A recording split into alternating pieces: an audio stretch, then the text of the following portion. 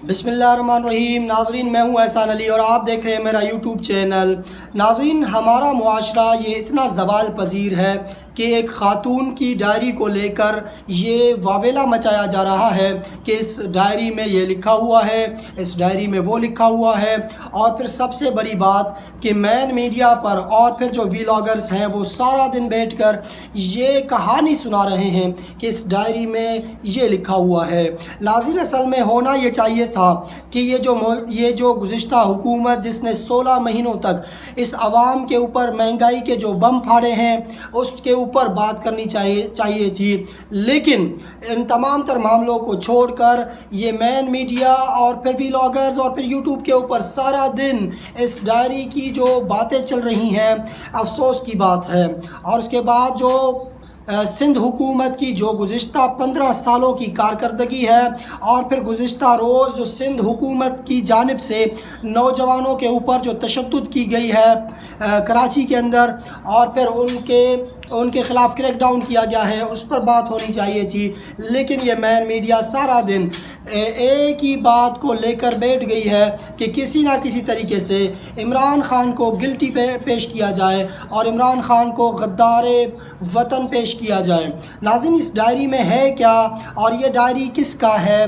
नाज़रीन, ये डायरी बुशरा बीबी का बताया जा रहा है कि मुबैना तौर पर बुशरा बीबी की डायरी पुलिस के हत्थे चढ़ गया है और फिर पुलिस ने एक एंकर को दिया हुआ था। उस एंकर ने ये बताया है कि इस डायरी के एक सफ़ात को मैंने पढ़ा है और फिर ये अगर डायरी एजेंसियों के हत्थे चढ़ जाए तो पता चलेगा कि पाकिस्तान के ख़िलाफ़ क्या प्रोपेगेंडा जारी था। नाज़रीन, अब ये जो एंकर अपने व्लॉग में बताता है कि इस डायरी में जो लिखा हुआ है वो मैं आपको बताऊं कि कितना बड़ा फ्लंडर है। नाज़रीन, इस डायरी में ये लिखा हुआ है कि अदालत किस तरह जाना है और कारकुनान के साथ जाना है। ये कोई बड़ी बात नहीं। क्या ये इमरान ख़ान को पता नहीं कि उसे बुशरा बीबी से मालूम करना पड़ा? इमरान ख़ान को भी पता है और हर किसी को ये पता है कि अगर अदालत में जाना है किस तरीके से जाना है। और सबसे बड़ी बात, ये एंकर कहते हैं कि इस डायरी में लिखा हुआ है कि वकला को कौन कौन से सवाल पूछने हैं और इमरान ख़ान को क्या जवाब देना है। क्या वकला को ये पता नहीं कि हमने इस केस से मुतल्लिक कौन कौन से सवाल पूछने हैं और फिर इमरान ख़ान को ये पता नहीं कि कौन कौन से जवाब देने हैं? अब ये भी बुशरा बीबी से पूछना पड़ेगा। इस डायरी के मुताबिक अगर ये लिखा हुआ है, मुबैना डायरी है, और उसके बाद इस डायरी में लिखा हुआ है कि बकौल इस एंकर के रैली बड़ी निकालनी चाहिए और कारकुनान ज़्यादा होने चाहिए जब अदालत जाना हो। तो और उसके बाद तगड़े वकील करने हैं और वकीलों को कौन कौन से सवाल पूछने हैं। ये मैंने पहले भी आपको बताया कि क्या वकीलों को ये पता नहीं कि हमने कौन कौन से सवाल पूछने हैं और कौन कौन से केस से मुतल्लिक कौन से सवाल पूछने हैं। नाज़रीन, इस डायरी में ये एंकर कहते हैं कि एक सफ़े पर लिखा हुआ है कि 6 मरतबा अल्लाह का नाम लिखा हुआ है। ये कौन सी बात है? एक शख्स अपने अल्लाह का नाम लिखता है तो उसमें क्या हर्ज है? वो 6 दफ़ा लिखे, 600 दफ़ा लिखे, 6000 दफ़ा लिखे, ये उसका हक है। वो अपने अल्लाह का नाम लिख रहा है। अगर इस डायरी में लिखा हुआ है तो कौन सी बड़ी बात है? अब इस डायरी को लेकर सारा दिन व्लॉगर्स ये बता रहे हैं कि इस डायरी में ये लिखा हुआ है, इस डायरी में ये लिखा हुआ है। सबसे बड़ी बात कि किसी के घर के अंदर की जो मैटर है उसको डिस्कस नहीं करना चाहिए, लेकिन ये एंकर्स इस एंकर ने जो डिस्कस किया हुआ है मजबूरन मुझे भी ये डिस्कस करना पड़ रहा है। उसके बाद इस डायरी में इस एंकर के बकौल की ये लिखा हुआ है कि जलसे कब करने हैं, जलसे में कौन कौन से गाने चलाने हैं, उसमें मिली नगमे चलाने हैं और फिर कहाँ कहाँ पर जलसे करने हैं। ये अब कोई बड़ी बात नहीं। कोई भी लीडर अपने घर से मशवरा कर सकता है, अपने कारकुनान से मशवरा कर सकता है, इसमें कोई बड़ी बात नहीं। लेकिन फिर भी मुझे इस वजह से डिस्कस करना पड़ रहा है कि क्योंकि इस डायरी को लेकर सोशल मीडिया पर एक तूफान सी चल पड़ी है। इसी वजह से मैंने सोचा कि इसके अंदर जो लिखा हुआ है वो आपके सामने रखें।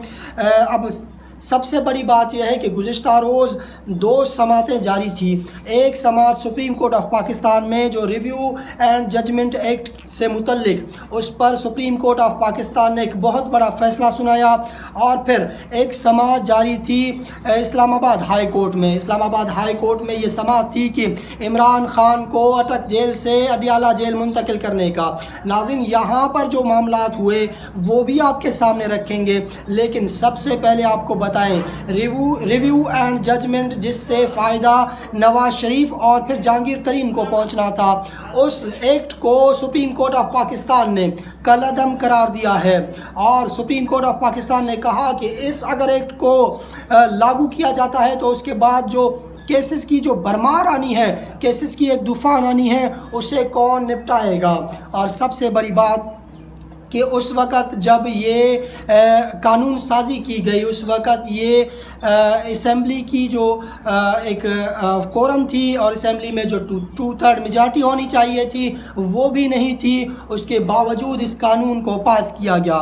اس کے بعد اب آپ کو بتائیں کہ مطلب کہ اب نواز شریف کے لیے جو ایک ونڈو کھلی تھی وہ بھی بند ہو چکی ہے.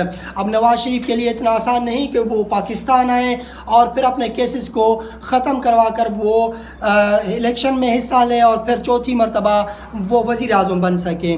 یہ اب چیپٹر کلوز ہو چکا ہے.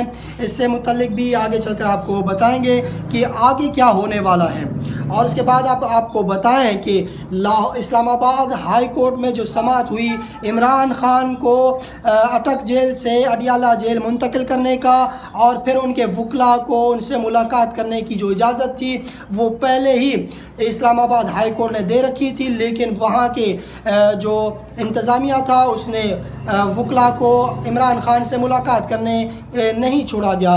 اور پھر اس پر مکالمہ ہوا. جو سرکاری وکیل تھے انہوں نے کہا کہ وکلاء جب آئے اس وقت 4:30 بج چکے تھے.